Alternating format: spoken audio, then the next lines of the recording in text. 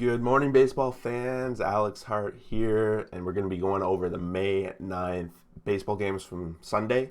I think we have 13 of them because there's a couple of postponements, if I'm not mistaken. Before we do that, I just want to let everyone know updated power rankings are out, everybody's favorite segment on this channel. A lot of controversy going on right now in the comments.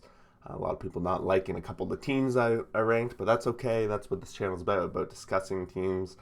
Letting us know maybe where I'm underrating and stuff like that. I try to give my best opinion on where I think teams are based on other teams, but a lot of people pointing to records.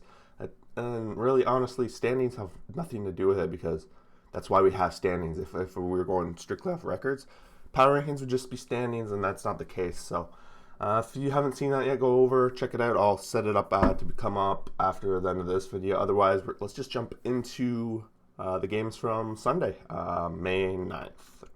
Right, let's do it. Starting things off, Boston 4, Orioles 3. Excuse me. Boston 8 hits here. Pivetta getting his 5th win of the season. He's up 5-0, and Barnes coming in and closing the door. Pretty great. Boston got a couple run lead after being down 2-1, and then they closed it out, which is nice. Devers hits his 8th of the season. Renfroe his 4th. Martinez 3 walks in this game. Overall, his on-base percentage is definitely skyrocketing. The core of this lineup has been huge. Verdugo, Martinez, Bogart's all been pretty money. Cedric Mullins hits his 6th of the season as well. He's still leading this lineup, still batting above 300. He's by far standing at the most on this Orioles team. Kremer 0-3 now in the season. 3 earned runs, 5 innings pitched. Pivetta went 6, 2 earned runs, 2 Ks. Pivetta has been a very good so far this season, and it's nice to see Ottavino still having that core spot, and he's given up another earned run, so still a little bit questionable for me. I don't know if he's going to settle in or not, but Barnes closing the door. Very good, very good. Next up, we have the Yankees 3, Nationals 2, and the Yankees are really coming off a pretty good week here. Chapman ends up getting the win, and they have a walk-off win, and it's tied 2-2 going into the 9th, and they had a walk-off here. Let's see. Second straight walk-off. So that's 2 games in a row where they walked off here. Torres hits his 1st home run of the season. And Kyle Schwarber for the Nationals hits his 3rd of the season overall. Herman goes 6.1, 2 earned runs, 6 Ks. And we had Joe Roscoe, 2 earned runs over 5, 7 Ks. Brad Hand getting a loss in this situation. Not great. Poor Brad Hand. I think that's back-to-back nice now. He's had a little bit of a dicey situation. Chapman gets his 2nd win of the season. He's still got that 0 ERA. He's now past Craig Kimbrel. I guess the only difference here is probably the number of saves and the amount of appearances, but we know Chapman, he's money in the bank for sure. Mets 4, Diamondbacks 2. Mets completing a series win here and getting a couple games above 500 after struggling a little bit there. Big story here is DeGrom. He left the game with tightness. No update yet from what I can see. But never good when your Cy Young candidate pitcher leaves a game like that. He went 5, 6 Ks, 3 earned runs. On the other side, Smith 4, 2 earned runs. He gets the loss in this outing here. The Mets bring in their bullpen, and Diaz gets the 5th save of the season. He went 1.2 at the end. And they close the door. Mets take that 2-1 lead that DeGrom gave them, and they actually closed the door against this Diamondbacks team, who committed a couple errors in this game as well. And yeah, next up we got a 10th inning battle. Brewers, Marlins, 2-1. And funny, the Marlins are always in these kind of games, these 2-1, 1-0, 3-2 games. The Marlins always seem to be front row center, and it's because I guess they can't score, but they have the great pitching on the side of it. Hader is now 3-0. He picks up the W in this one late in the game. He's now, I think, I was reading something about his strikeouts. I think he leads the MLB in most strikeouts ever with the amount of innings he's pitched or something crazy like that. Alcantara, 7 innings pitched, 6 Ks, 1 earned run. This guy's been amazing for the Marlins. If they could give him some run support, he would have a much better record. Bass ends up getting a loss in this one. But Brewers, they salvage what was a mediocre week with a nice win over the Marlins here. Next up, we got the Stros 7, Blue Jays 4. And the Astros came out and they handled Nate Pearson. Nate Pearson making his first start of the season, went 2.1, 3 earned runs. He had walk problem for sure. 5 walks there. Greinke on the other side went 4 innings, 4 earned runs. Didn't have the greatest start himself, but the Astros bring in their bullpen and close the door, giving up no earned runs down the stretch. Jays kind of using the backup of their bullpen because their bullpen's been kind of used a lot as of late, so they're using that, and they gave up even more runs. Had they not, they might have been able to salvage this, but Astros got out to a 7-0 lead early, and the Jays couldn't make the difference. Tellez hits his second home run of the season, Altuve his third, and Tucker his 6th. So we got a couple home runs in this game, but Astros took a lead, didn't really look back. White Sox 9, Royals 3. The White Sox continuing to roll over the Royals, and the Royals are really downward spiraling quick. After the Indians swept them, and the White Sox pretty much took care of them as well. They're now falling down, and they're going to be seeing the Twins next if they don't get this stuff put back together. No home runs in this game, interestingly. Brady went 2, 3 RBIs. Brady's only batting .220. Somewhat of a concern, I would think, but the ex-MVP, are we too worried? Probably not. Giolito, 2-3 now in the season, 5 innings pitched, 1 earned run, 2 Ks. Mike Minor, 5 earned runs, 5 Ks. So like these starters are very inconsistent for the Royals and leaning on the side of not doing well at all. Cardinals 2, Rockies 0, and the Cardinals take care of business against the Rockies, which is what you want as that team. Arenado, 6th home run of the season against his former team, and then no home runs, of course, for a team that scores 0 runs. They can't have a home run. Adam Wainwright, 8.1, 0 earned runs. Adam Wainwright has got to be leading the league close to it at least in pitches or in innings pitched, because he's had that complete game. Now he's done 8.1. He's just a madman. I love it. Marquis on the other side, 6 innings pitched, 1 earned run. Great start. Probably one of his better ones of the season too. But not enough. No run support. You're not going to get a win without any runs. Next up, Pirates 6, Cubs 5, and the Cubs are back to 500.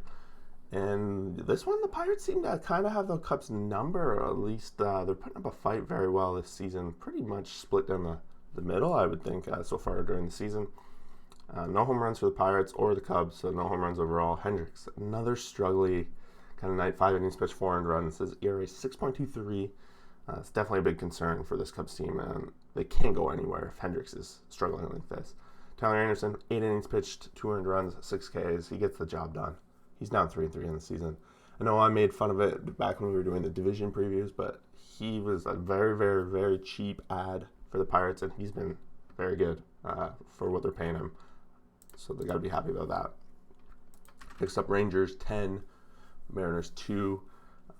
Rangers offense really just popped, and it's Culberson hit his 3rd home run of the season. Garcia is now up to 9. He might be their 4th guy to hit 10. Looking at the core of their lineup, they're batting pretty strong. A lot of power, of course. 3 hits, 5 RBIs for Garcia last night.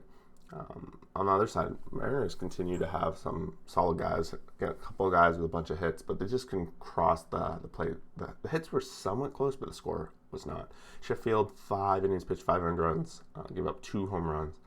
Dunning on the other side went 5 innings pitched, so one of his longer outings so far this season. He normally gets very short leash. 2 earned runs, hit 10 Ks. This could turn out to be one of the good parts of the Rangers this year. They made a trade for him from the White Sox, and hopefully it turns out. Padres 11, Giants 1. Cronenworth, 3rd home run of the season. Tatis Jr., he's up to 9. The offense has really popped here for the Padres, and if you watch the power rankings, I move them up. I give them respect now. I think based on how the Dodgers are doing, they've taken the lead in this division. It's the big powerhouse with the bats and the pitching. Paddock, 3 innings pitched, 0 earned runs. Still got that short leash, I guess.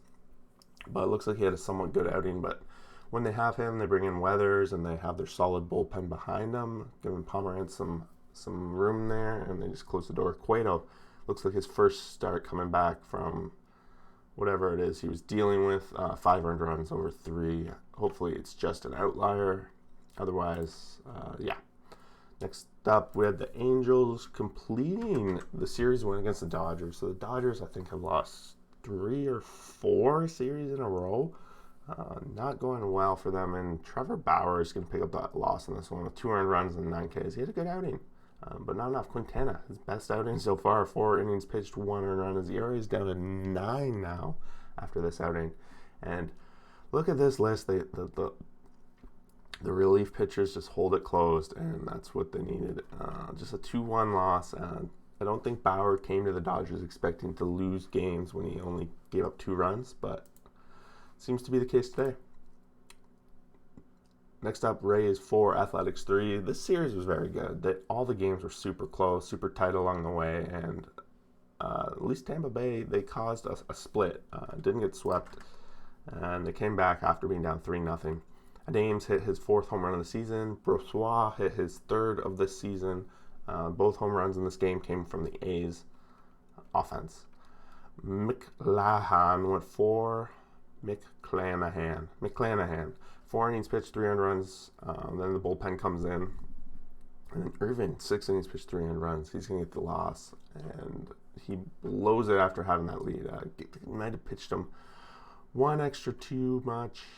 I guess he went that 6th. Gave him that 1 extra inning that ended up being the loss in this case overall. But both teams are very solid and both in the hunt for playoffs for sure. Braves 6, Phillies 1. Braves get that quick lead in the first after being down actually early in the first. McCutchen leads the game off with a home run off Yanoa. Let's see. Yanoa, no home runs for him today. Swanson hits his 4th. Freeman hits his 9th. So we have a bunch of guys at 9 starting to flirt with 10 home runs. It's great.